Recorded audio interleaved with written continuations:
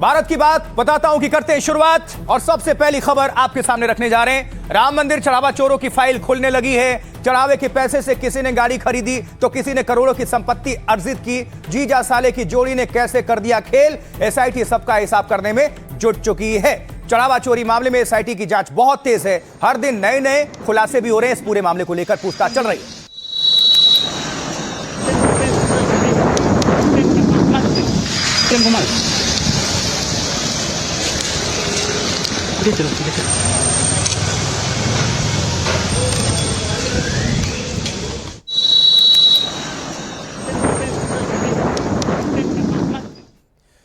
वहीं अयोध्या के सीईओ आशुतोष तिवारी भी आरोपियों के डेटा खंगालने में जुटे हुए हैं। उनकी संपत्तियों का पता लगाया जा रहा है और खासकर हाल में खरीदी गई संपत्तियों पर जांच टीम की कड़ी नजर है।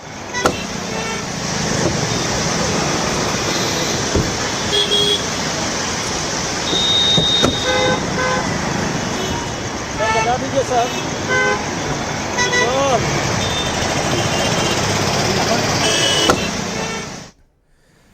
और इसी बीच पुलिस ने आरोपी अविनाश शुक्ला की निशानदेही पर ब्रेजा कार को बरामद किया है। दावा है कि उसने चढ़ावा चोरी के पैसों से इसे खरीदी, इस गाड़ी को, और अपने भाई के नाम पर इसे खरीदा ताकि किसी को शक ना हो।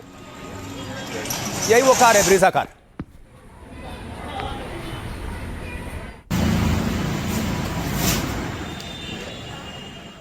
तो एसआईटी इस वक्त फुल एक्शन मोड में है। और आपको बता दें, इसी के साथ कल रात को अविनाश को जेल लेकर पहुंची एसआईटी की टीम। और इससे पहले उससे पूछताछ की गई। उससे कई जगहों पर जांच टीम साथ लेकर अपने साथ गई।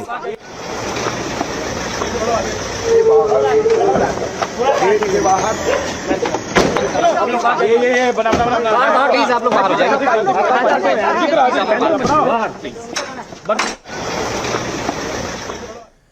और जेल में बंद आरोपी लवकुश से मिलने उसका परिवार भी पहुंचा। और इस दौरान परिवार ने कोई बयान तो नहीं दिया, चेहरा छुपाते हुए कैमरे से भागते हुए दिखे। जांच हो रही है।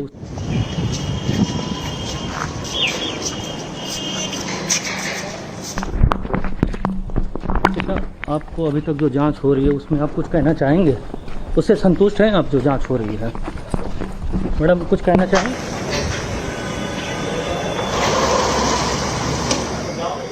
इस तस्वीर में भी संदेश है कि कोई भी ऐसा कार्य ना करें कि परिवार को, मां बाप को आपकी वजह से शर्मिंदगी का सामना करना पड़े। देखिए, चढ़ावा चोरी के आरोपी लवकुश का यह घर है जो आपको हम दिखाने जा रहे हैं। इस घर पर बुलडोजर चल सकता है, यही घर है आरोपी लवकुश का घर।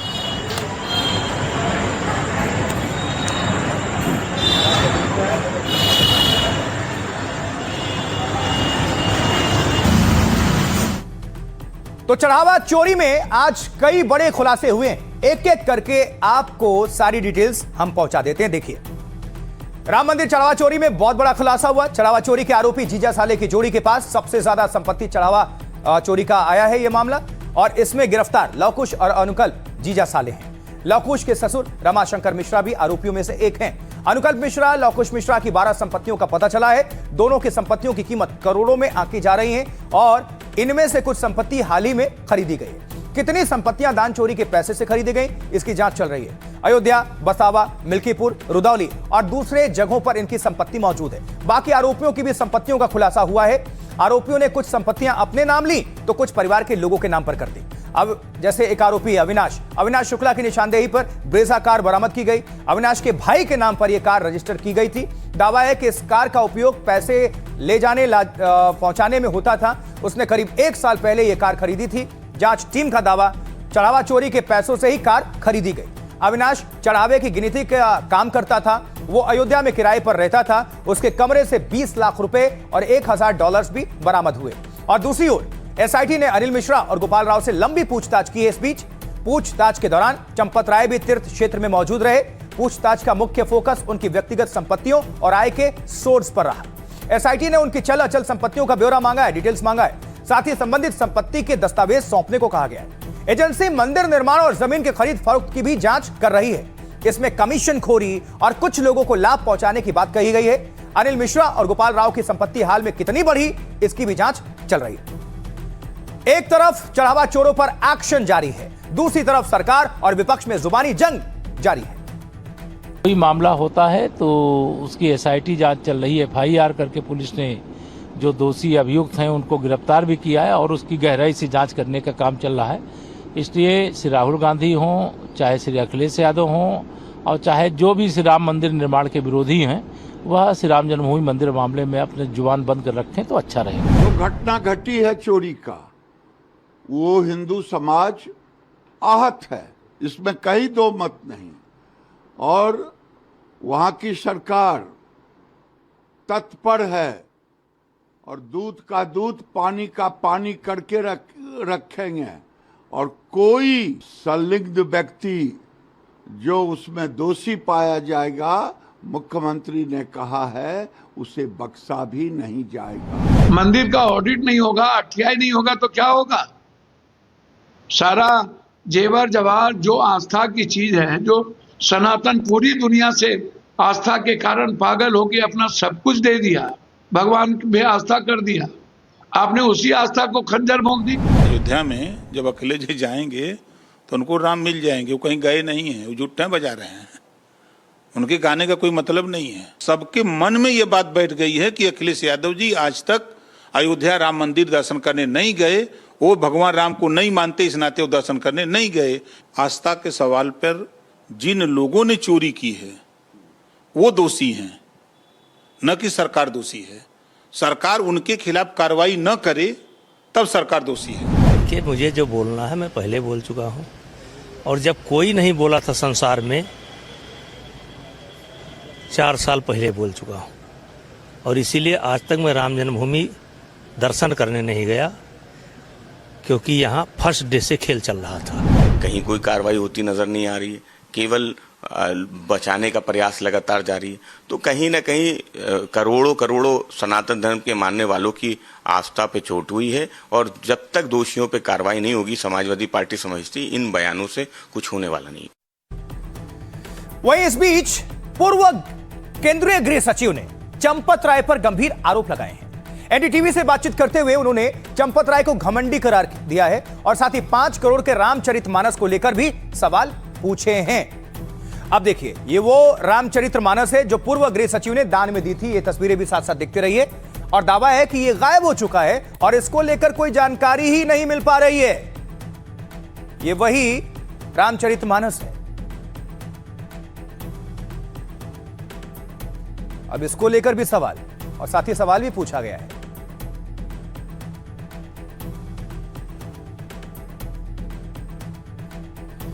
अब आपको एक्सक्लूसिव जानकारी पहुंचा देते हैं। गायब जो रामचरितमानस है उसको लेकर क्या है, आइए देखते हैं। देखिए, चंपत राय को लेकर यह बड़ी गवाही मानी जा रही है। चढ़ावा चोरी केस में चंपत राय की मुश्किलें तो यहां से अब बढ़ती जा रही हैं। पूर्व गृह सचिव ने दावा किया है, चंपत राय की पोल खोल दी है। पूर्व गृह सचिव लक्ष्मी नारायण का दावा है कि रामचरितमानस चोरी हो गई है। पूर्व गृह सचिव ने सोने से मढ़ी रामचरितमानस दान की थी। एनडीटीवी से बातचीत करते हुए लक्ष्मी नारायण ने कहा कि चंपत राय मनमानी करते थे। राम मंदिर ट्रस्ट को 1.25 क्विंटल की रामचरितमानस भेंट की गई थी। जब उनके रिश्तेदार अयोध्या गए तो उन्हें वो रामचरितमानस दिखाई नहीं दी और इसके बाद जब वो खुद अयोध्या पहुंचे तब चंपत राय ने 9 घंटे इंतजार करवाया। चंपत राय ने कहा, मंदिर में मैं जो चाहूंगा वो करूंगा। रामचरितमानस मंदिर में रखवाने की अपील को चंपत राय ने नहीं मानी। यहां तक कि इसका रसीद भी पूर्व गृह सचिव को अब तक नहीं मिला है। इस रामायण के 1000 पन्नों पर 24 कैरेट सोने की परत चढ़ाई गई है। इस रामचरितमानस की कीमत लगभग 5 करोड़ रुपए बताई जा रही है। जिस कंपनी ने संसद के लिए सिंबल बनाया है उसी ने इसे तैयार किया है। तो एक तरफ चंपत राय पर सवाल खड़े हो रहे हैं और दूसरी तरफ संतों का समर्थन भी उन्हें हासिल हो रहा है। यानी कि पक्ष है, विपक्ष भी है, विपक्ष है तो पक्ष भी है। हमारे चंपत राय जी के व्यवहार में मैंने बहुत कुछ देखा। पहले बहुत सरल और अच्छी तरह बात की थी। जब मैंने लिखने की मेरी इरादा बताई, उसके बाद इन अ ग्राफ उनकी एरोगेंस बढ़ती गई। फिर जब उन्होंने मेरे को बोला चरम सीमा तक पहुंच चुकी, जब उन्होंने मेरे को इतना इंतजार करने के बाद बोला कि मैं वो कभी जवाब तो देते नहीं, मैंने 50-60 व्हाट्सएप किए होंगे उसके भी जवाब देते नहीं, एक्नॉलेज करते नहीं। तो मैंने कहा आप चरम सीमा में पहुंच चुके हैं, वो बड़े पावरफुल है, मैं क्या कर सकूंगा, मैं तो रिटायर्ड अफसर हूँ। 100% उन्हीं की चल रही थी, क्योंकि उनके जो डिप्टी हैं कोई गोपाल करके, उन्होंने कहा जो चंपत राय जी बोलेंगे वही होगा, मैं कुछ नहीं कर सकता। तो उन्होंने भी हाथ उठा दिया। तो मिलने गया तो उनकी रवैया ठीक नहीं रही। उन्होंने फिर मेरे को 4 घंटे इंतजार करने के बाद बोला कि कई लोगों के मेरे पास दान आ रहे हैं, केवल आपकी दान नहीं है, करोड़ों की दान आती है। और मैंने कहा सर आप ही ने तो वादा किया था इसकी मैं पूजा करवाऊंगा, आप ही ने मैंने को एक दफ़ा तो आपने बदल दिया, अंदर नहीं रखवाएंगे, वो तो मेरे को समझ में आ रही है, फिर आप क्यों इसको रखवा रहे हैं? कह रहे थे वो गार्ड रूम में है, मैं देख लूँगा क्या करना है। उसके बाद फिर मैं मिलने गया, तब उन्होंने कहा बार बार लोगों से मेरे को फ़ोन वगैरह मत कराइए, जो मेरी इच्छा है वही होगा।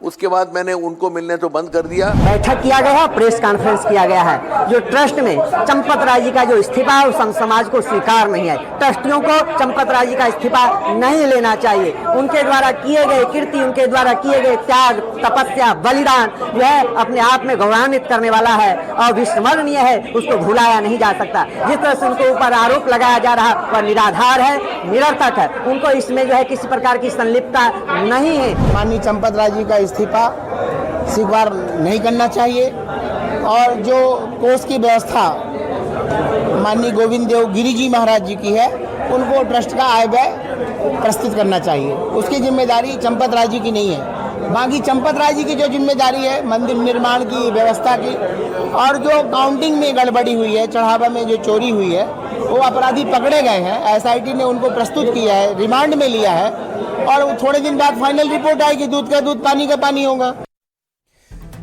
चलिए, अयोध्या के साधु संतों को भी आप सुन रहे थे और दोनों तरफ से मतलब समर्थन भी मिल रहा है और सवाल भी खड़े किए जा रहे हैं। उधर जम्मू की अगर बात कर ले तो जम्मू में चढ़ावा चोरी को लेकर डोगरा फ्रंट ने प्रदर्शन कर दिया, जिसकी तस्वीरें अभी आप देख रहे हैं, आपके सामने रख रहे हैं। योगी जी आगे बढ़ो, हम तुम्हारे साथ हैं, चटा चोरों को फांसी दो, फांसी दो, फांसी दो। योगी जी आगे चलो, हम तुम्हारे साथ हैं, योगी जी आगे चलो, हम तुम्हारे साथ हैं। चटा चोरों को फांसी दो, फांसी दो, चटा चोरों को फांसी दो, फांसी दो, चटा चोरों को। योगी जी आगे बढ़ो, हम तुम्हारे साथ हैं, चटा चोरों को फांसी दो, फांसी दो, फांसी दो। जम्मू की तस्वीर आपके सामने हमने रख दी। उधर कोलकाता में भी कांग्रेस ने चढ़ावा चोरी को लेकर विरोध प्रदर्शन किया है। ये रही तस्वीरें, चढ़ावा चोरी के खिलाफ ये प्रदर्शन है कांग्रेस की तरफ।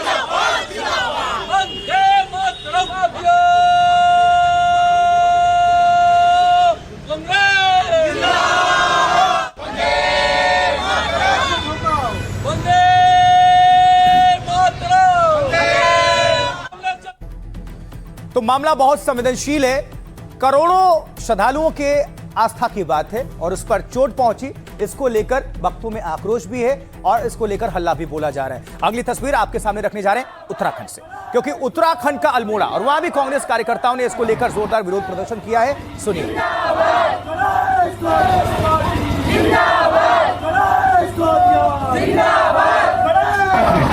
लुट रहे रामलला देश में,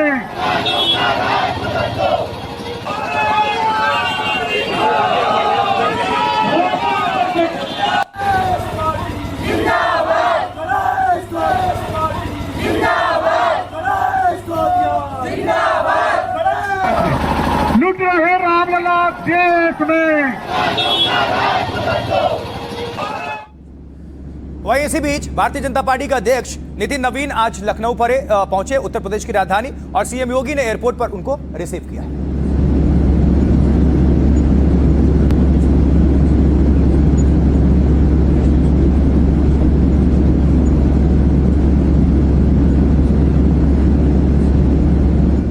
और इसके बाद पार्टी अध्यक्ष, भारतीय जनता पार्टी अध्यक्ष ने लखनऊ में एक रोड शो भी किया और ये रही उसकी तस्वीर।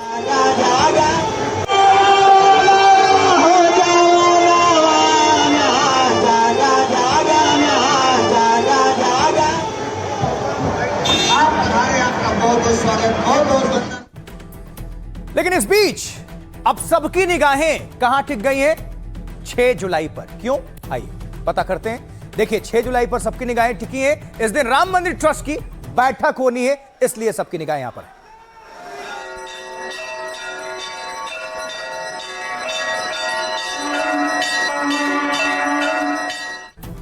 लेकिन सवाल यह है कि आखिर इस बड़ी बैठक में क्या हो सकता है? चलिए जानते हैं, पता करने की कोशिश करते हैं, बता देते हैं आपको। राम मंदिर ट्रस्ट की बैठक में होगा क्या? तो चढ़ावा चोरी केस में एक्शन के बीच राम मंदिर ट्रस्ट की ये बड़ी बैठक है। 6 जुलाई को दोपहर 3 बजे ये बैठक बुलाई गई है। मणिराम दास छावनी में ये बैठक होगी। बैठक के एजेंडे की भी जानकारी दी गई है। महासचिव चंपत राय और ट्रस्टी अनिल मिश्रा के इस्तीफे पर विचार होगा।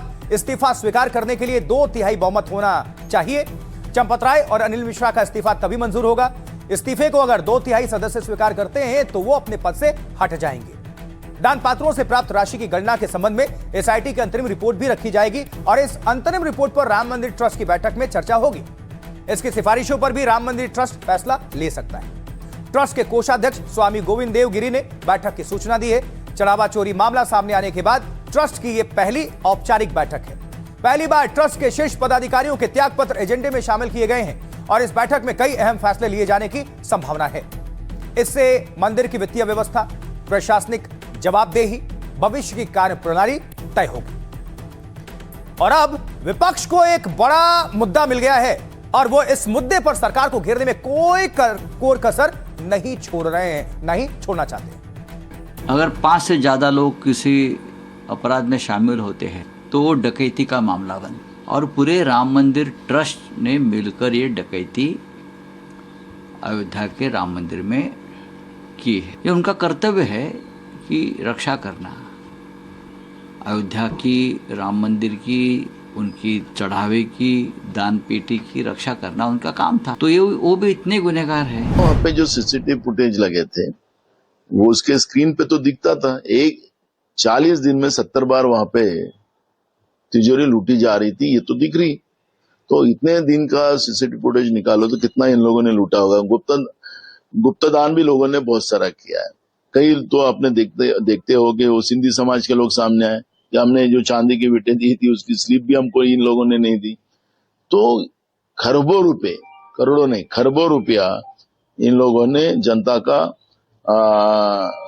लूटा है, ये बात स्पष्ट हो चुकी है। राम मंदिर पे जो इससे शर्मिंदगी की और क्या बात हो सकती है? राम के नाम पर ये लोग जो है बोले राम हमको लाए हैं, अब राम जो लाए हैं उन्हीं की तुम चंदा चोरी कर रहे हो, तो जनता सबक सिखाएगी इनको। जिम्मेदारी किसकी है, किसके अंतर्गत हुआ है, क्यों सबकी चुप्पी बांधे हुए हैं? कल ही होम मिनिस्ट्री ने सुप्रीम कोर्ट को कहा है कि ट्रस्ट के कोई भी डिसीजन में वो इंटरफेयर नहीं कर सकते, सरकार नहीं कर सकती है, कोर्ट्स नहीं कर सकते हैं। तो किस तरीके की अकाउंटेबिलिटी है? ये जो पैसा है, जो चंदा चोरी हुई है, जनता की गाड़ी मेहनत की कमाई, उनकी श्रद्धा, उनकी भक्ति के जो मान और भगवान श्री राम का प्रेम है और भक्ति है, उसके प्रति उन्होंने चढ़ावा दिया था। उसी चढ़ावे के साथ चोरी कर लेना, इससे ज्यादा ठगने का काम कुछ नहीं हो सकता है। सुना आपने विपक्ष की तरफ से किसने क्या कुछ कहा। अब राम मंदिर के बाद बद्रीनाथ मंदिर में भी चढ़ावा चोरी का आरोप लग रहा है और ये बहुत अपने आप में फिर से गंभीर है। देखिए, इसके बाद मामले की अब जांच शुरू हो रही है और यहां भी गबन की बात सामने आ रही है।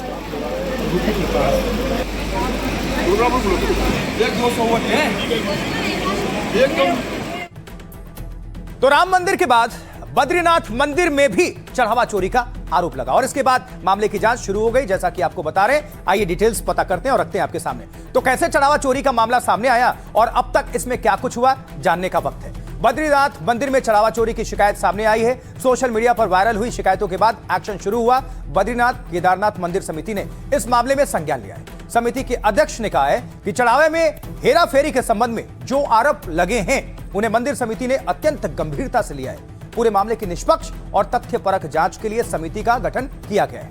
जांच टीम को 3 दिनों में रिपोर्ट सौंपनी होगी। दान से जुड़े सभी सीसीटीवी फुटेज भी सील कर दिए गए हैं। अब अगर कोई भी कर्मचारी दोषी पाया जाता है तो उसके खिलाफ कठोर कार्रवाई होनी चाहिए। आरोपों के केंद्र में एक नियमित कर्मचारी भी है। 4 कर्मचारियों को कारण बताओ नोटिस जारी किया गया था।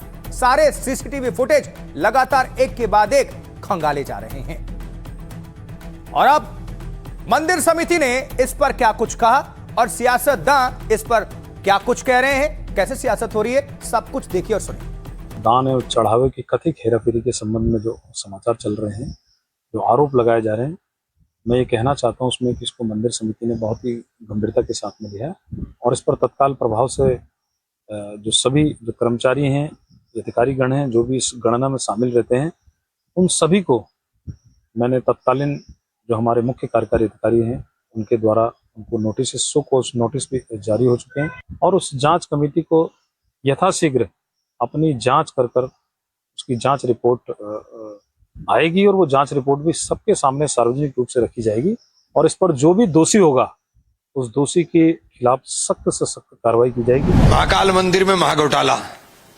बद्रीनाथ मंदिर में चोरी, राम मंदिर के अंदर चोरी है और हिंदू विरोधी ताकतें काम कर रही। वहां कौन हिंदू विरोधी ताकत चली जाएगी भाई? वहां कौन चला जाएगा? लेने वाले भी आप, गिनने वाले भी आप, सहेजने वाले भी आप। बद्रीनाथ टेम्पल कमेटी में जो चढ़ावा चोरी का मामला है उसमें सीओ नोटिस दे रहा है, तो पब्लिक डोमेन में आ गया है, तो किस तरह से लीपापोती करें।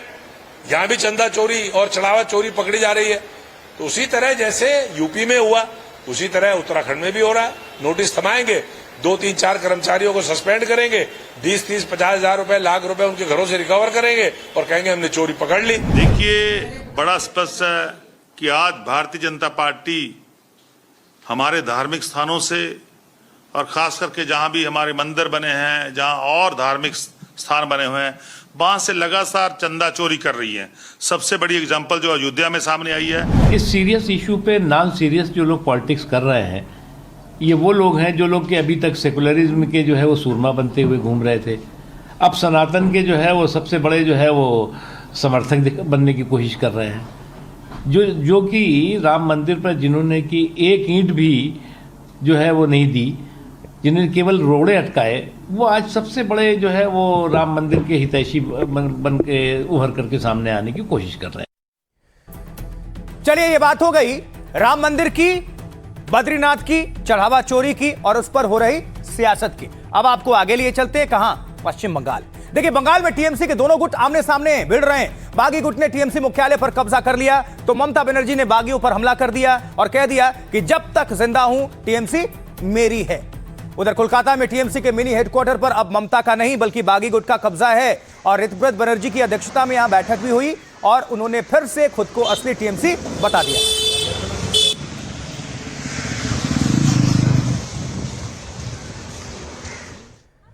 हाल ये था कि जब कोलकाता में टीएमसी के मिनी हेडक्वार्टर पर ममता बनर्जी के नेता कुणाल घोष पहुंचे तो उन्हें भी एंट्री नहीं मिली। यस,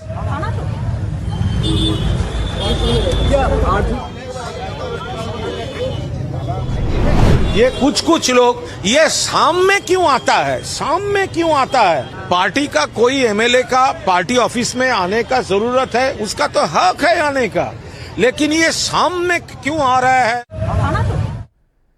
तो भले ममता बनर्जी कह रही हो कि पार्टी में सब कुछ ठीक चल रहा है, लेकिन सियासी टेंशन तो बढ़ी हुई, बेचैनी बढ़ी हुई है। और इसी बीच ममता बनर्जी से मिलने उनके घर पर भतीजे अभिषेक बनर्जी पहुंचे। तस्वीर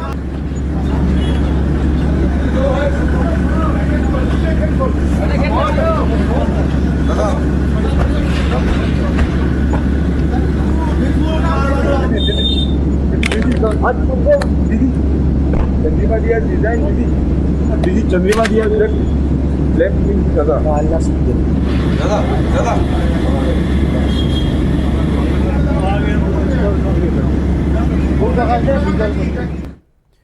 तो ममता ने बागियों के खिलाफ चुप्पी तोड़ी और चुप्पी तोड़ते हुए जबरदस्त हमला बोल दिया। आपको सुनवा देंगे क्या कह रही है ममता बनर्जी, सुनिए जरा। আমি 30 হোল স্টেটের ডিস্ট্রিক্টটাই তৃণমূলের অরিজিনাল অফিস হিসেবে কাজ করত, আজও করে, ভবিষ্যতেও করবে।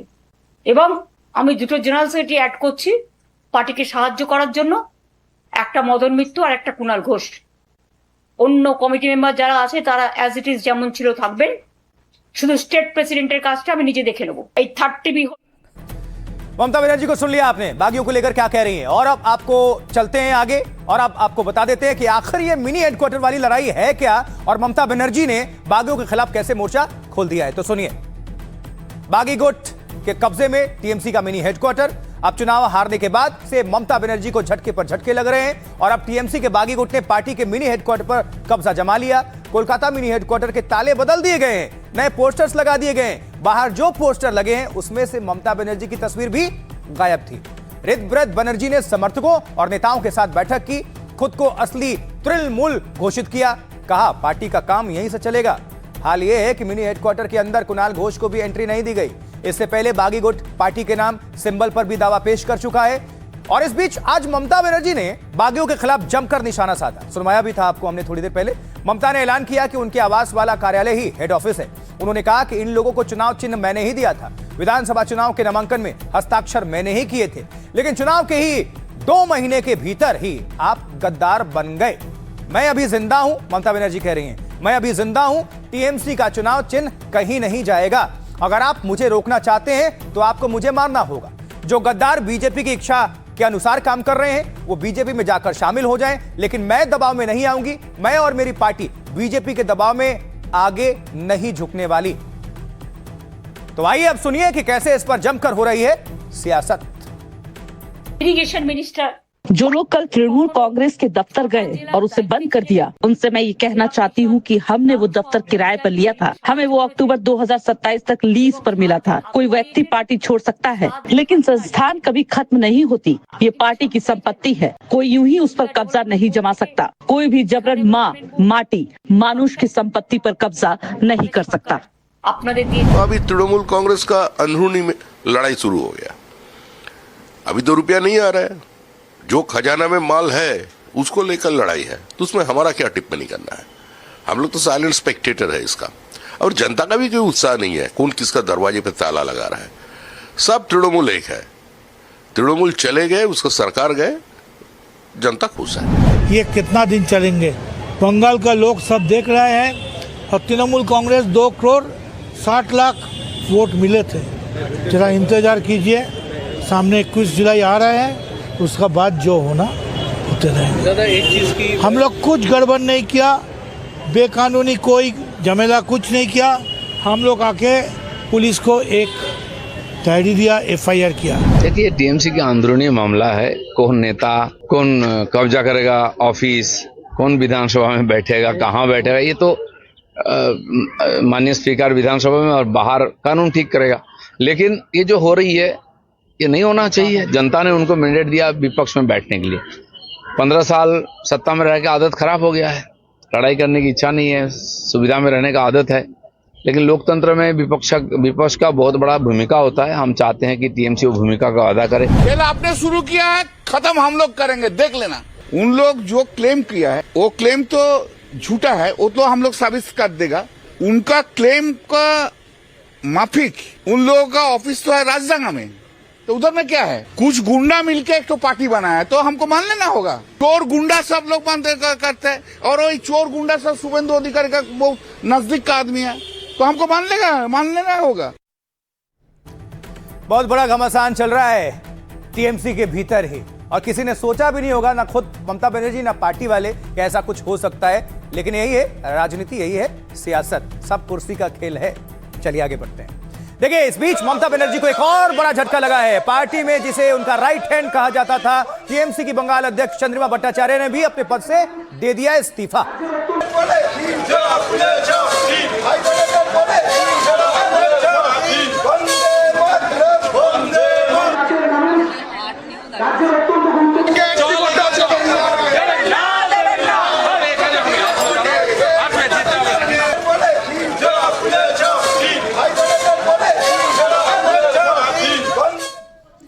तो यहां एक तरफ चंद्रिमा ने इस्तीफा दिया और दूसरी तरफ ऋतु बनर्जी ने उनसे जाकर मुलाकात की। तस्वीर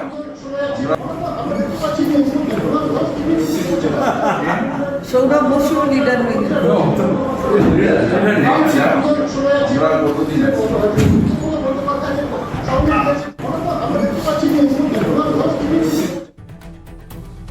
तो बंगाल में भरपूर खेला चल रहा है। इसके पहले चुनाव से पहले कहा जा रहा था खेला हो बे, खूब जमकर खेला चल रहा है। देखिए जिस तरह से चीजें चल रही हैं, सवाल यह है कि आखिर ममता बनर्जी को और कितने अभी झटके लगेंगे। तो एक तरफ ममता बनर्जी मजबूती से पार्टी को संभालने का दावा कर रही हैं, दूसरी तरफ टीएमसी में नेताओं के इस्तीफे का दौर चल रहा है। अब बंगाल टीएमसी के अध्यक्ष चंद्रिमा भट्टाचार्य ने इस्तीफा दे दिया है। चंद्रिमा को ममता का करीबी माना जाता है, इसलिए यह बहुत बड़ा झटका माना जा रहा है। चंद्रिमा टीएमसी से जुड़े बैंक खातों के लिए हस्ताक्षरकर्ता का काम करती थी। अब उन्होंने अनुरोध किया है कि उन्हें इस जिम्मेदारी से मुक्त किया जाए। टीएमसी में मची भगदड़ के बीच कुणाल घोष ने बीजेपी पर आरोप लगाया है। उन्होंने कहा है कि ममता के करीबियों को जानबूझकर परेशान किया जा रहा है। ममता के वफादार नेताओं को पुराने मामले और आरोपों के जरिए टारगेट किया जा रहा है। वहीं दूसरे खेमे यानी कि बागी गुट के नेताओं पर कोई कार्रवाई नहीं हो रही है। उन्होंने कहा मौजूदा स्थिति इसलिए बनी क्योंकि गिरफ्तारी की धमकी दी जा रही है। तो इसको लेकर सियासतदान क्या कह रहे हैं, कैसे हो रही है सियासत, सुनिए। माननीय ममता जी की थी, वो हमें लगा कि उसमें कोई कमी हुई है, वो क्वेश्चन मार्क में रखा गया है। तो इसलिए जहाँ पर विश्वास नहीं है, जहाँ पर कॉन्फिडेंस नहीं है, वहाँ पर अगर काम करना है तो वो काम ठीक से नहीं हो पाता। इसलिए हमने वो ये रेजिग्नेशन दिया। हमारी लॉयल्टी में है, कौन सवाल उठा रहा है हमको मालूम नहीं। हमारा क्या लॉयल्टी के सवाल उठाने वाले हम कुणाल जी को सम्मान करते हैं, लेकिन वो उठाने वाले कौन है? चंद्रिमा दी ममता दीदी जब चीफ मिनिस्टर थे, सबसे ज्यादा मिनिस्ट्री चंद्रिमा भट्टाचार्य के हाथ में था। तो अब देखिए, जब दीदी एक के बाद एक इंक्लूडिंग फिनेंस इंपॉर्टेंट मिनिस्ट्री उनको दे रहे थे, तब कुछ दुख नहीं हुआ। आज ममता दीदी का देने का, ममता दीदी चीफ मिनिस्टर नहीं है, ममता दीदी को देने का कुछ नहीं है, सब दुख लगने लगा और पूरा एक्सपोज्ड हो गया। अगर दुख लगा तो बात हो सकता है, ओपोनेंट कैंप में अगर कोई जाता है तो इससे एस्टेब्लिश्ड होता है, ये प्री प्लान था, पूरा प्रोसेस प्री प्लान। कौन तृणमूल है, किसका तृणमूल किसका है, तृणमूल का भागडोर किसके हाथ में रहेगा, इसको लेके झगड़ा हो रहा है, इसको लेके खुलेआम तमाशा चल रहा है, लोग देख रहे हैं। अखबार में एडवर्टीजमेंट देना चाहिए कि उनको सभापति चाहिए। अरे भाई, ये लोग विश्वासघात है, अरे विश्वासघाती काम कर रहे हैं। इसका अपना जो क्रिमिनल एक्टिविटीज है, इसमें से बचने के लिए वो बीजेपी का साहाय्य लिया है और बीजेपी लोग को मदद कर रहा है। मुझे उम्मीद है कि ऐसा एडवर्टीजमेंट देने के बाद भी बंगाल से कोई नहीं मिलेगा। अब देखिए कहां से लाते हैं वो सभापति। कुणाल घोष अपने आप को मीडिया में बने रहने के लिए ऐसा काम करते रहते हैं। वो ऐसा कुछ यदि नहीं करें तो लोग धीरे धीरे भूल जाएंगे कि कुणाल घोष नाम का भी कोई व्यक्ति है। ये तो बात हो गई पश्चिम बंगाल की सियासत की, ममता बनर्जी की, बागी गुट की, बीजेपी की और जो भी घमासान है उसकी, यानी पूरे भारत की। अब आगे आपको लिए चलते कहां? ईरान, क्योंकि हम ईरान की बात इसलिए करने जा रहे हैं क्योंकि वहां पर अब शक्ति प्रदर्शन भी एक तरह से, लेकिन सवाल यह है कि क्या खामनेई के जनाजे के आगे जंग है, यह बड़ा प्रश्न है। आपको हम दिखाते हैं सबसे पहले ईरान की राजधानी तेहरान, और तेहरान में उनके पूर्व सुप्रीम लीडर अली खामनेई के जनाजे में ये जो भारी भीड़ उमड़ी है उसको देखिए।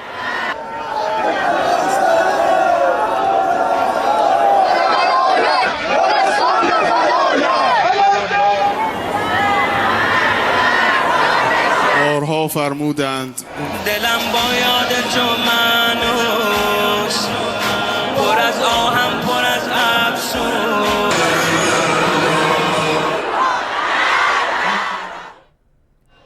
तेहरान के ग्रैंड मुसल्ला में खामनेई के पार्थिव शरीर को अंतिम दर्शन के लिए रखा गया है। वहां लोग रो रो कर खामनेई को विदाई दे रहे हैं।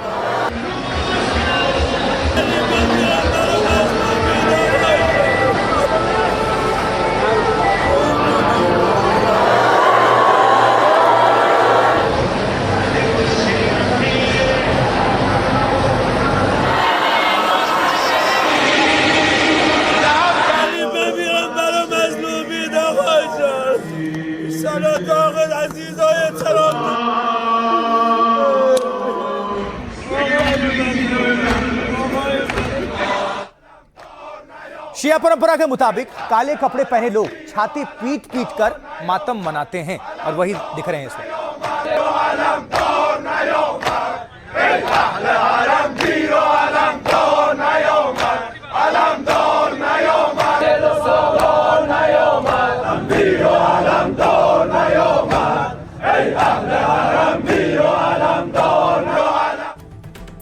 आगे बढ़ते हैं, कुछ और तस्वीरें आपके सामने रखेंगे और कुछ और जानकारी इससे जुड़ी आपके सामने हम रखने जा रहे हैं, क्योंकि देखिए भारी भीड़ के लिए जुलाई की गर्मी को देखते हुए 6000 से ज्यादा वाटर स्प्रिंकलर्स वहां लगाए गए हैं ताकि लोगों को गर्मी से थोड़ी राहत मिले। ये देखिए तस्वीर।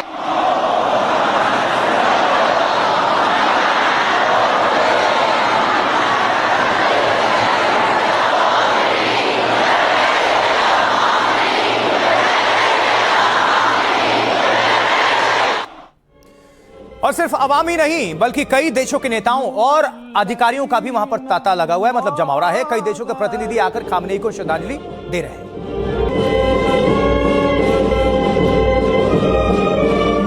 الذين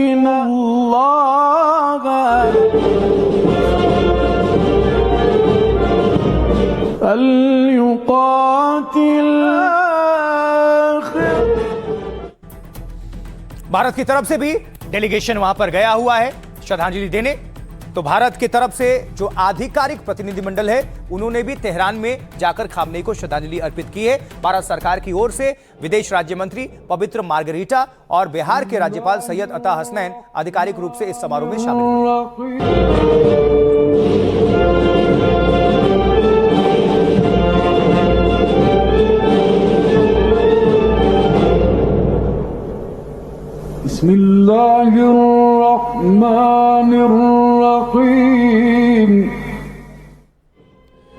अयातुल्ला अली खामनेई के अंतिम संस्कार में सऊदी अरब के डेप्यूटी विदेश मंत्री भी अचानक तेहरान पहुंच गए और इससे पहले जारी विदेशी प्रतिनिधिमंडलों की सूची में सऊदी अरब का नाम शामिल नहीं था। हालांकि ओमान और कतर के प्रतिनिधिमंडलों के शामिल होने की पहले ही पुष्टि हो चुकी थी, लेकिन सऊदी अरब के उप विदेश मंत्री का पहुंचना अचानक माना जा रहा है।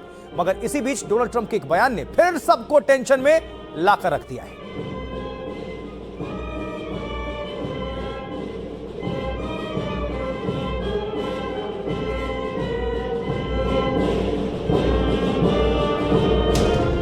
क्या खामनेई को सुपुर्दे खाक करते ही मिडिल ईस्ट में फिर जंग भड़क जाएगी? क्या अमेरिका और इजराइल फिर ईरान पर मिसाइलें दागने वाले हैं? क्योंकि ईरान में खामनेई का जनाजा शक्ति प्रदर्शन का सेंटर बन चुका है। अपने दूसरे सुप्रीम लीडर की शहादत पर ईरानी न सिर्फ मातम मना रहे हैं, बल्कि ईरानी फौज और सत्ता सड़कों पर उतरे लाखों लोगों के दम पर दुश्मन को सीधी चुनौती दे रहे हैं। खामनेई की हत्या का अमेरिका से बदला लेने की धमकियां दी जा रही हैं। तो राष्ट्रपति ट्रंप ने हफ्ते भर की छुट्टी बोलकर फिर भयानक जंग की आशंका बढ़ा दी है। खबर है कि नेतन्याहू और ट्रंप जल्द मिलकर किसी बड़े धमाके की प्लानिंग करने वाले हैं। हमलों के खतरों के बीच लाखों ईरानी अपने नेता को श्रद्धांजलि देने उमड़ पड़े हैं। देखिए, तेहरान के ग्रैंड मुसल्ला में अली खामनेई के अंतिम दर्शन हो रहे हैं, जिनमें ईरान समेत दुनिया भर के लाखों लोग शामिल हो रहे हैं। शिया परंपरा के मुताबिक काले कपड़े पहने लोग छाती पीटकर मातम मनाते दिखे। ईरानी मीडिया के मुताबिक शोक मनाने वालों के लिए 5 करोड़ रोटियां बनाई जाएंगी। तेहरान में ईरान ने 16 मोबाइल बेकरी तैनात किए। राहत और इलाज के लिए 2500 एम्बुलेंसेस तैनात हैं। इसके अलावा 24 से ज्यादा अस्पताल स्टैंड बाय पर हैं। 21 हेलीकॉप्टर्स और 100 ड्रोन्स भी सुरक्षा में तैनात हैं। हजारों सैनिक और बचाव कर्मी भी मोर्चा संभाले हुए हैं। लोगों के ठहरने के लिए मस्जिद और खेल परिसर खोला गया है। पार्क्स और सांस्कृतिक केंद्रों में भी रहने खाने की व्यवस्था की गई है। 5000 स्कूल्स की 20,000 कक्षाएं भी ठहरने के लिए तैयार हैं। दावा है कि ईरान में अभी आने जाने के लिए मेट्रो और बस फ्री है। दूसरे शहरों से ईरान आने के लिए स्पेशल ट्रेन चलाई जा रही हैं। बड़ी संख्या में लोग आ रहे हैं और अमेरिका का विरोध कर रहे हैं। नारेबाजी भी हो रही है। अमेरिका मुर्दाबाद और खून बहेगा जैसे नारे लगा रहे हैं ईरानी लोग। बदला बदला के नारे लगाकर प्रदर्शन कर रहे हैं। ये सब कुछ आपको हमने पहुंचा दिया है। ईरान के तेहरान में जहां खामनेई को श्रद्धांजलि दी जा रही है, वहां से एनडीटीवी के लिए नजर अब्बास ने एक रिपोर्ट भेजी है। मुसल्ला इमाम खुमैनी में हूं और मेरे पीछे आप देख सकते हैं कि वो स्टेज है जहां पे शहीद रहबर और उनके फैमिली का जनाजा रखा हुआ है। ये जनाजा आज सुबह 6 बजे से जो है वो पब्लिक के लिए, आम लोगों के लिए खोल दिया गया है। उस वक्त से लाखों की तादाद में लोगों ने यहाँ पे शिरकत की है और उनको खराज अकीदत पेश किया है और उनको श्रद्धांजलि दी है। आज, कल और परसों 3 दिन ये जनाजा तेहरान के अंदर रहेगा और उसके बाद ये जनाजा कुम, मशहद जाएगा और इसके साथ साथ इराक़ के नजफ़ और करबला जैसे शहरों में भी इसको ले जाया जाएगा। इतनी बड़ी तादाद में इस तशी में, तदफीन में शिरकत करना ये बताता है कि फिर एक बार ईरान की आवाम ने ये साबित कर दिया है कि वो अपने निज़ाम के साथ, अपने रहबर के साथ पूरी तरीके से खड़े हुए हैं। लेकिन एक तरफ ईरान खामनेई की अंतिम विदाई में लगा है और दूसरी ओर अमेरिका और इजराइल कुछ बड़ा प्लान कर रहे हैं। तभी तो खबरें हैं कि नेतन्याहू जल्द अमेरिका में डोनाल्ड ट्रंप से मिल सकते हैं।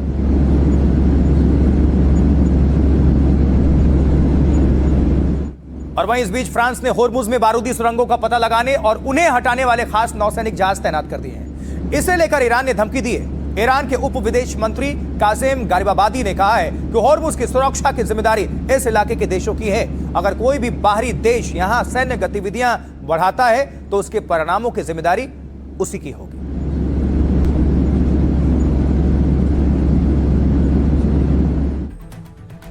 तो अब सुनिए डोनाल्ड ट्रंप और ईरानी कमांडर कैसे एक दूसरे को धमका रहे हैं। दुश्मन ये सोचकर ही मरेगा कि हम हार मान लेंगे। हम कभी हार नहीं मानेंगे। वे मरने तक इस देश को झुकते हुए नहीं देखेंगे। ईरान के दुश्मनों को ये जानना चाहिए कि हमारे शहीद इमाम का पवित्र खून नास्तिकता की ताकतों पर इस्लाम की जीत में एक और महत्वपूर्ण मोड़ साबित होगा। हमने ईरान को पूरी तरह झकझोर दिया है। कुछ समय पहले तक वे मिडिल ईस्ट में तबाही मचा रहे थे, लेकिन हमने उन्हें घुटने पर ला दिया। अब वे किसी भी कीमत पर हमसे समझौता करना चाहते हैं। ईरान को मानवता के नाते सुप्रीम लीडर के अंतिम संस्कार की रस्मों को पूरा करने के लिए 1 हफ्ते की मोहलत दी गई है।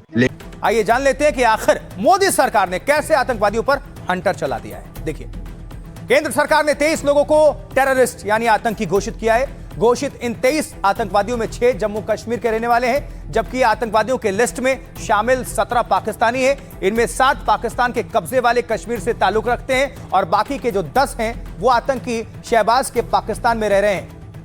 आतंकिस्तान पाकिस्तान में केंद्र सरकार की नई लिस्ट में इन 23 नामों के जुड़ने के बाद सरकार की ओर से घोषित आतंकवादियों की संख्या हो गई है 80। इनमें एक आतंकी की पहचान मोहम्मद मुसादिक के रूप में हुई है, जो अयोध्या में हमले की साजिश के लिए रेकी में शामिल था और मुसादिक उर्फ डॉक्टर नागपुर में आरएसएस कार्यालय की रेकी में भी शामिल था। रिपोर्ट्स में दावे के मुताबिक ये हाफिज सईद का रिश्तेदार है, रिलेटिव। नई लिस्ट में पाकिस्तान के कई संगठनों के आतंकी शामिल हैं। सरकार का कहना है कि ये आतंकी जैश-ए मोहम्मद, लश्कर-ए-तोयबा, टीआरएफ और जमात से जुड़े हुए हैं। लिस्ट में सबसे चर्चित नाम है मसूद इलियास कश्मीरी का। कश्मीर में घुसपैठ कराने वाला जैश का यह आतंकी मसूद का करीबी है और इसके अलावा लश्कर के आतंकी अब्दुल रऊफ का भी नाम शामिल है, जो हाफिज सईद का करीबी है और आतंकवादी जो फंडिंग है उसमें ये उस फंडिंग को इकट्ठा करता जुटाता है। लिस्ट में सैफुल्लाह खालिद है, मोहम्मद याकूब है, फिरदौस भट्ट भी शामिल है। ये लोग आतंकवादियों की भर्ती, भारत में घुसपैठ, हमलों की साजिश, आतंक के लिए फंडिंग, हथियार पहुंचाने और मदद में शामिल रहे। और अब सुनिए, आपको सुनवाते हैं इस मामले पर जम्मू कश्मीर के पूर्व डीजीपी एसपी वैद और सांसद गुलाम अली खटाना क्या कह रहे हैं। देखिए, वो लीगल प्रोसेस है। आई थिंक नार्मल एमएचए ऐसे डेजिग्नेट करता है, उससे सिक्योरिटी फोर्सेस को भी ताकत मिलती है कानूनी कार्रवाई करने में। दूसरा, इंटरनेशनली भी हमारे लिए एक अच्छा वो बनता है, पावरफुल स्टेटमेंट बनता है। मुझे लगता है एमएचए ने ठीक किया। और ऐसा इसमें 6 लोग तो शायद जम्मू कश्मीर के रहने वाले हैं, 17 बाहर पाकिस्तानी हैं। तो उनकी प्रॉपर्टी सीज करने के लिए डेजिग्नेशन अगर हो तो इन्वेस्टिगेटिंग एजेंसी के लिए आसान होता है। जी जी, ये भारतीय जनता पार्टी का, इसकी रहनुमाई नरेंद्र मोदी जी करता है, वो एनडीए के भी रहनुमा है। 0 टॉलरेंस है टेररिज्म की तरफ। और बीजेपी का कन्विक्शन है पहले देश की हिफाजत करना, हम पॉलिटिकल पार्टी और फिर सेल्फ देखते हैं। तो देश की अखंडता और उसकी सुरक्षा और उसके लिए जरा 0% टॉलरेंस है। और अब खबर जो है अडानी केस से जुड़ी हुई है, क्योंकि अडानी पर केस खत्म करने की मांग हुई है। अडानी ग्रुप पर अमेरिका के जस्टिस विभाग ने केस हटाने की मांग की है।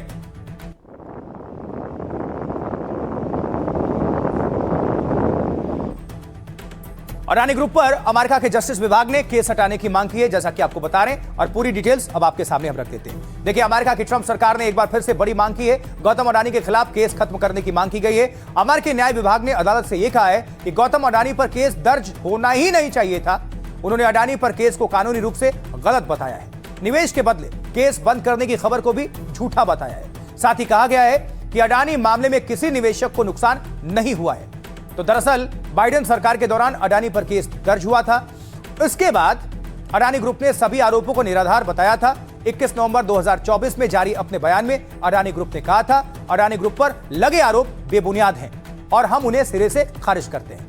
खुद अमेरिकी न्याय विभाग ने कहा है यह सिर्फ आरोप है और दोष साबित ना हो जाए तब तक आरोपियों को निर्दोष माना जाता है। अडानी ग्रुप ने हमेशा अपने कामकाज के सभी क्षेत्रों में गवर्नेंस, पारदर्शिता और नियमों के पालन के सबसे ऊंचे स्टैंडर्ड को बनाए रखा है। हम अपने स्टेक होल्डर्स, पार्टनर्स और कर्मचारियों को भरोसा दिलाते हैं कि हम कानून का पालन करने वाली संस्था हैं और सभी कानूनों का पालन करते हैं। और अब आगे बढ़ते हैं, अगली खबर की बात करते हैं। और अगली खबर क्या है, आइए जरा वॉल दिखाते हैं और उससे जरा अंदाजा लगाइए। बाथरूम में दफना दिया पति। जी, बहुत खतरनाक ये खबर कहां से आई, देखिए। उत्तर प्रदेश का आगरा, और आगरा में एक पत्नी ने पति की हत्या कर दी और आरोपी पत्नी रूबी और मृतक की तस्वीर अभी आप देख रहे हैं स्क्रीन पर। अब अगली कहानी है कि हत्या करने के बाद शव को बाथरूम में इसने दफना दिया, यानी पत्नी ने अपने पति का जो शव है। इस मामले का खुलासा हुआ तो हड़कंप मच गया। पुलिस ने बाथरूम को खुदवाकर लाश निकलवाई है। इसने प्लास्टर तक लगवा दिया था ऊपर से। बस ऐसे ही हाथ से निकाल लो, बस हाथ से निकाल लो, इसमें पहले मिट्टी हटा लो। ये इतने शातिराना तरीके से अपने पति की हत्या करके उस पर देखिए जरा प्लास्टर करवा दिया गया था, बकायदा सीमेंटेड। बस ऐसे ही हाथ से निकाल लो, बस हाथ से निकाल लो, इसमें पहले मिट्टी हटा लो। ये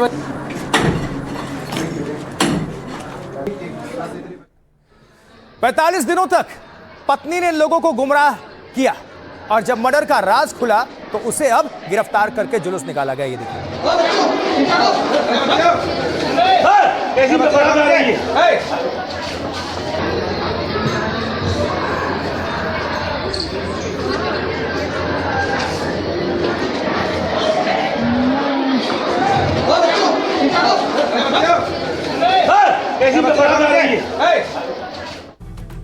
तो अपराधी कितना भी शातिर हो, लेकिन जब राज खुलता है तो अंजाम क्या होता है वो भी हम देख ही रहे हैं। चलिए जरा इस पूरे मामले की करते हैं तफ्तीश और डिटेल्स आपके सामने रखते हैं। पति के हत्याकांड का यह सनसनीखेज मामला उत्तर प्रदेश आगरा से है और यहां राजस्थान के रहने वाले सुरेंद्र पत्नी बच्चों के साथ रहते थे। उन्होंने 2010 में इटावा की रहने वाली रूबी से शादी की थी। दोनों की 2 बेटियां 13 साल की रिद्धि और 9 साल की सिद्धि।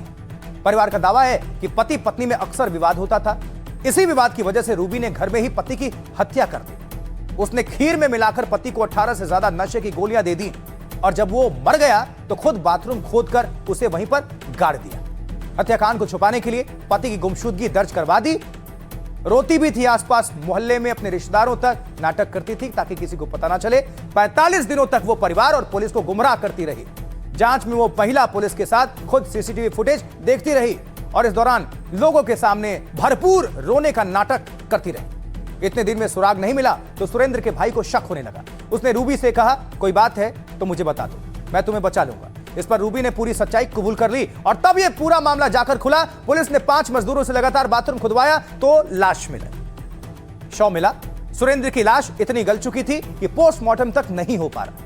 पुलिस ने सख्ती से पूछताछ की तो रूबी ने अपना गुनाह कबूल कर लिया। उसने कहा सुरेंद्र शराब पीकर अक्सर उसके साथ मारपीट करता था। मारपीट की वजह से उसने सुरेंद्र को ठिकाने लगाने का प्लान बनाया और हत्या के बाद उसने साजिश के तहत बच्चों को घर के बाहर भेज दिया और फिर खुद ही पति की लाश को बाथरूम में जाकर दफना दिया। इसके बाद वो पति के भाई के साथ खुद भी राजस्थान चली गई। 8 दिन बाद वहां से आई और मजदूर बुलाकर बाथरूम में फर्श करा दिया, यानी सीमेंटेड प्लास्टर। किसी को शक ना हो इसलिए वो बाथरूम का लगातार इस्तेमाल करती रही। मतलब सोचिए, बाथरूम का इस्तेमाल कर रही है, नीचे पति दबा हुआ है, मारकर काटा गया है, लेकिन कार्रवाई के डर से खुद ही उसने अपना कच्चा चिट्ठा दुनिया के सामने खोल दिया। फिलहाल आरोपी पुलिस की गिरफ्त में और मामले की जांच अब जारी है।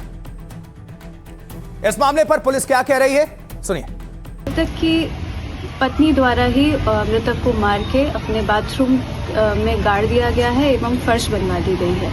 पुलिस द्वारा विधिक कार्रवाई करते हुए बाथरूम की फर्श तोड़ी गई एवं शव को बरामद किया गया। शव को पंचायतनामा करके पोस्टमार्टम हेतु मॉर्चरी भेज दिया गया है और अभियुक्ता को, जो कि मृतक की पत्नी है, उनको हिरासत में लेकर पूछताछ की जा रही है। ये तो बात हो गई एक मर्डर की। अभी अगले मर्डर की बात करते हैं जी, केतन मर्डर केस की। इस हत्याकांड को लेकर बड़ा खुलासा हुआ क्योंकि जैसे जैसे जांच आगे बढ़ रही है वैसे वैसे खुलासे भी हो रहे हैं, राज सामने आ रहे हैं। जांच में पुलिस को सिया के चैट हाथ लग गए हैं अब, जिसमें हत्या के साजिश के संकेत मिल रहे हैं। स्क्रीन पर सिया का यही चैट देखा गया है। ये देखिए सिया गोयल।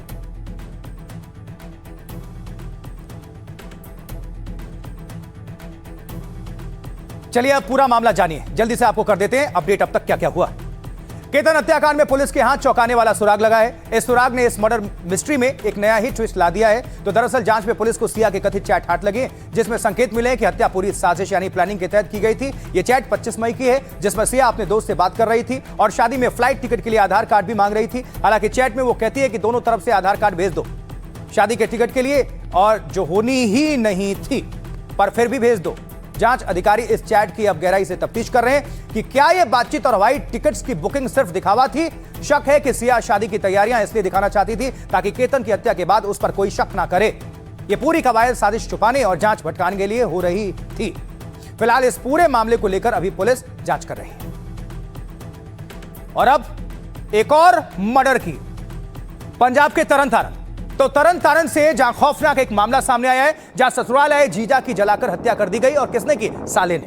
तो दरअसल ये युवक पत्नी को मनाने के लिए ससुराल पहुंचा था, लेकिन ससुराल में उसकी कहासुनी हो गई तो साले ने पेट्रोल छिड़क दिया, बोतल जीजा पर उड़ेल दी और आग के हवाले कर दिया। इस दौरान साले साजन की भाभी भी आग की चपेट में आ गई। खुद साजन सिंह भी आग की चपेट में आ गया, जिससे वो भी झुलस गया, लेकिन उसके जीजा और भाभी की आग में जलकर मौत हो गई। खौफनाक तस्वीरें थोड़ी देर देख लीजिए। पहले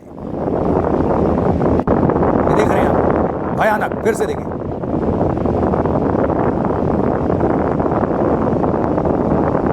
चूंकि तस्वीरें विचलित कर सकती हैं, इसलिए आपको स्पष्ट हम नहीं दिखा रहे। फिलहाल पुलिस ने हत्या के आरोप में साले को गिरफ्तार करके जेल भेज दिया है। तो इस साले ने जीजा को जला दिया।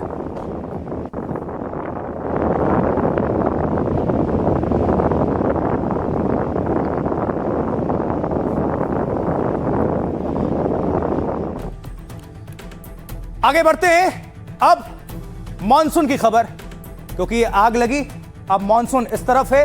देश के कई जो राज्य हैं, हिस्से हैं, वो मॉनसून की कहर झेल रहे हैं। अब पहली तस्वीर मॉनसून की गुजरात के जूनागढ़ से। ये देखिए जरा आप, जहां हाहाकार मचा हुआ है, बाढ़ में लोग फंसे हुए, रेस्क्यू किया जा रहा है। जूनागढ़ में नदियां उफान पर हैं, जिससे बाढ़ जैसे हालात बने हुए।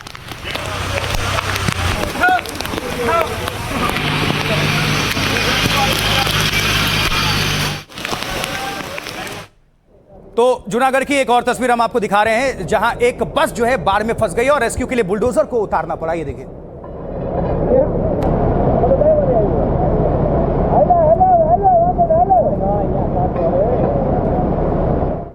जूनागढ़ के रिहायशी इलाकों तक पानी भर चुका है। यह तस्वीर ऐसे ही रिहायशी इलाके की आप देख रहे हैं, और जहां पर हर तरफ पानी ही पानी नजर आ रहा है। जहां तक देखिए, जो दृश्य बता रहा हूँ वो सागर सोसाइटी का है। सागर सोसाइटी में ये जो लोगों के घरों में पानी भरा हुआ है, ये बोट के माध्यम से लोग अपने घर तरफ जा रहे हैं।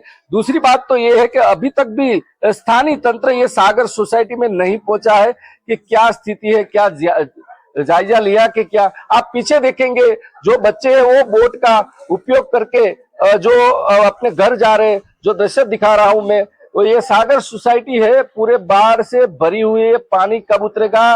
लोग, स्थानीय के लोग इनका इंतजार कर रहे हैं। लोग अपने घर में बैठे बैठे ये बाढ़ की स्थिति देख रहे हैं। ये तो बात होगी गुजरात की, लेकिन गुजरात के साथ ही कई दूसरे राज्य भी इस वक्त बारिश से बेहाल हैं, जैसे मध्य प्रदेश। मध्य प्रदेश का ये धार है और वहां की तस्वीर आपके सामने रख रहे हैं, जहां जलती हुई चिता तक पहुंच गया है बारिश का पानी। हर तरफ पानी पानी, बीच में जल रही है चिता। और अब उत्तराखंड की तस्वीर, ये देखिए जरा, जहां बारिश के सैलाब में एक कार बह गई। ये तस्वीरें उत्तराखंड। लेकिन यहां पर एक सवाल है, लोग खतरों के खिलाड़ी क्यों बन जाते हैं? या चंद फोटो या रील बनाने के चक्कर में, लाइक्स में अपनी जिंदगी से खिलवाड़ ना करें। जिंदगी बहुत अनमोल है, सावधानी हटी दुर्घटना घटी। रील में ना पड़े, रियल में रहें। और अब महाराष्ट्र का कोल्हापुर, ये तस्वीर आपको दिखा रहे हैं, जहां भारी बारिश की वजह से पूरी की पूरी सड़क ही बह गई। ये देखिए,